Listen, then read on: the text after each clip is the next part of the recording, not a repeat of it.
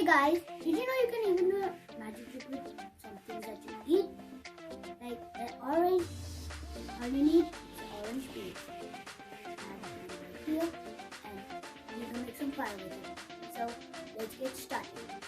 So all you need is a matchstick, a matchbox, and a peel, and an orange peel that doesn't look disgusting. So let's get started.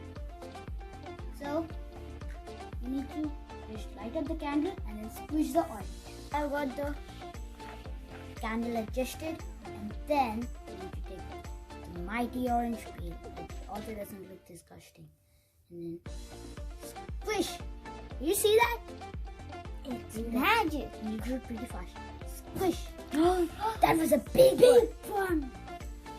Squish. It's pretty cool.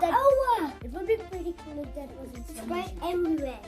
So let's get that in slow motion.